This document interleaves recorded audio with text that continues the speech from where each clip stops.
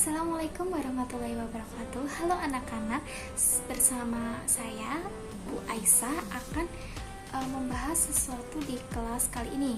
Jadi untuk materi kali ini mengenai aset tetap.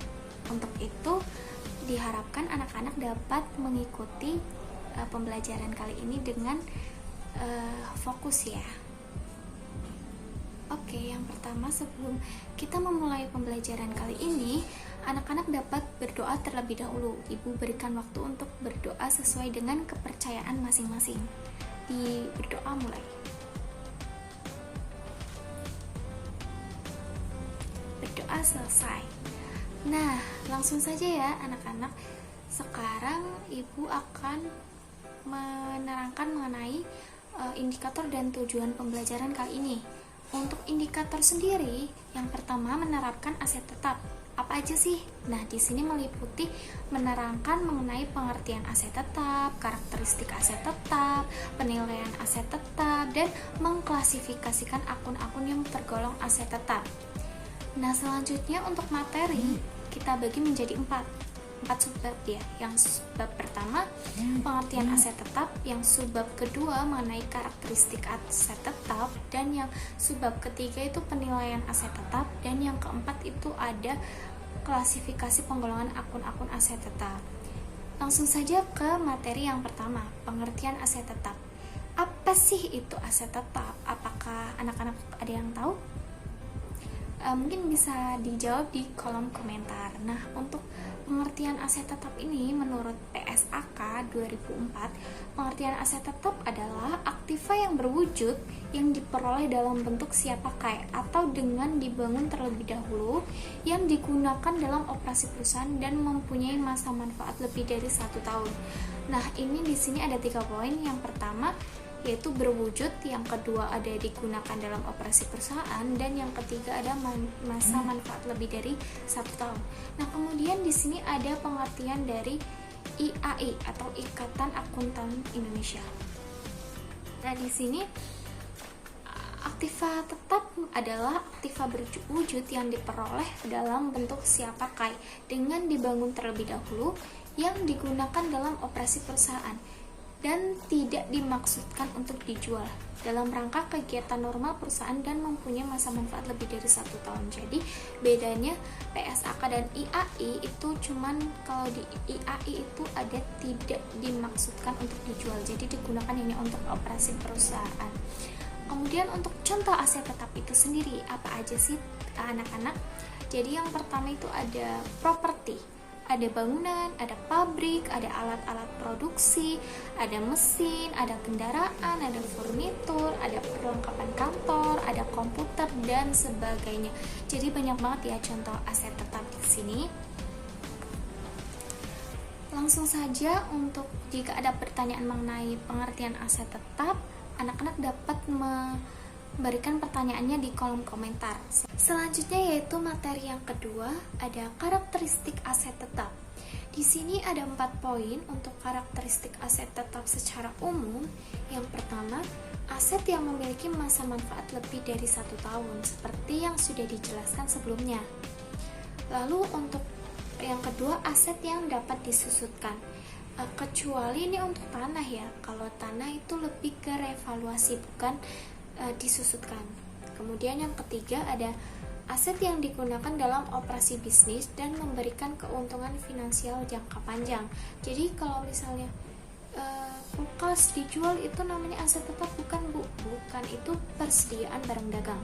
Tapi kalau misalnya kulkas yang di toko-toko misalnya di warung gitu, itu kan dipakai buat keperluan operasional bisnis. Jadi itu masuk ke aset tetap. Selanjutnya yaitu aset ini tidak liquid. Maksudnya gimana Bu? Jadi maksudnya kalau aset itu tuh nggak mudah untuk dicairkan sebagai uang atau dikaskan. Contoh aja nih, kalau cek itu kan mudah banget untuk dicairkan. Sedangkan untuk aset tetap itu nggak bisa langsung cair gitu. Kayak misalnya kita jual tanah, emang langsung kejual nggak kan? Nah, itu seperti itu. Kemudian selanjutnya karakteristik menurut Jerry dan Soren Marceau. Jadi menurut Jerry ini ada 3. Yang pertama, memiliki bentuk fisik, yaitu yang bentuk dan ukurannya jelas, bisa ditangkap oleh panca indera juga. Kemudian yang kedua, digunakan dalam kegiatan operasional. Yang ketiga ada tidak untuk dijual ke konsumen. Jadi kalau dijual ke konsumen itu namanya persediaan barang dagang ya, kecuali ada di kondisi tertentu seperti menukar aset tetap yang lama dengan yang baru, atau dijual karena udah rusak, seperti itu. Kemudian yang kedua ada menurut Sumarso. Yang pertama ada masa manfaatnya lebih dari 1 tahun. Yang kedua digunakan dalam kegiatan perusahaan. Yang ketiga dimiliki tidak untuk dijual kembali dalam kegiatan normal perusahaan. Yang keempat nilainya cukup besar. Jadi di sini hampir sama semuanya karakteristiknya, hanya sedikit berbeda. Jadi seperti itu. Jika ada pertanyaan juga anak-anak dapat menulisnya di kolom komentar. Selanjutnya kita ke materi ketiga, yaitu penilaian aset tetap. Di sini ada 5 poin. Yang pertama, sehubungan dengan proses perolehannya, harga perolehan aktiva tetap ditentukan sebagai berikut. Yang poin pertama itu, aset tetap diperoleh dalam bentuk siap pakai. Harga perolehannya ditetapkan berdasarkan harga beli, lalu ditambah dengan biaya-biaya yang terjadi sehubungan dengan usaha penempatan aktiva tetap yang bersangkutan pada tempat dan kondisi yang siap untuk dipergunakan. Seperti contohnya itu pajak pertambahan nilai. Yang kedua ada aset tetap yang dibangun sendiri. Harga perolehannya ditetapkan berdasarkan biaya-biaya yang terjadi sehubungan dengan pembangunan aktiva tetap yang bersangkutan sampai siap dipergunakan. Nah, biaya-biaya tersebut seperti apa sih? Jadi seperti biaya bahan langsung, biaya tenaga kerja langsung, dan biaya-biaya tidak langsung atau biasa disebut biaya overhead. Jadi di sini contohnya seperti saudara bikin usaha nih, terus bangun gedung. Nah, di situ kan membutuhkan semen, batu bata, dan lain-lain, itu dimasukkan ke harga perolehan. Begitu juga dengan gaji tukang bangunan. Kemudian juga misalnya butuh air atau listrik, itu juga masuk ke biaya perolehan. Selanjutnya poin ketiga, ada aktiva tetap yang diperoleh melalui pertukaran dengan aktiva non-kas. Harga perolehannya ditetapkan berdasarkan harga pasar aktiva yang diserahkan atau harga pasar aktiva yang diterima, bergantung kepada harga mana yang dipandang lebih wajar. Gitu. Lalu selanjutnya ada yang kedua, aktiva tetap yang diperoleh dari sumbangan. Jadi harga perolehannya ditetapkan berdasarkan harga pasar aktiva yang diterima atau harga taksiran yang wajar. Kemudian yang terakhir, aktiva tetap yang diperoleh secara gabungan. Harga perolehan masing-masing aktiva ditetapkan berdasarkan alokasi harga perolehan gabungan dengan perbandingan yang wajar. Jadi misalnya saudara beli kendaraan, kulkas, peralatan, itu kan ada 3 digabung. Nah, itu harganya akan dicari dengan cara perbandingan yang wajar sesuai dengan harganya. Kemudian selanjutnya yang keempat yaitu ada materi penggolongan akun-akun aset tetap. Di sini berdasarkan wujud dibagi menjadi 2. Yang pertama aktiva tetap berwujud, dan yang kedua aktiva tetap tidak berwujud. Di aktiva tetap berwujud adalah aktiva yang memiliki wujud yang dapat diamati dengan menggunakan panca indera. Contohnya itu tanah, bangunan, mesin, dan alat-alat pabrik itu kan bisa dirasakan oleh panca indera ya, kayak bisa dilihat, bisa diraba gitu. Lalu yang kedua, aktiva tetap tidak berwujud. Jadi aktiva tetap tidak berwujud ini adalah aktiva yang tidak memiliki wujud sehingga tidak dapat diamati dengan menggunakan panca indera. Contohnya itu ada goodwill, paten, lalu ada franchise, lalu ada biaya riset dan pengembangan.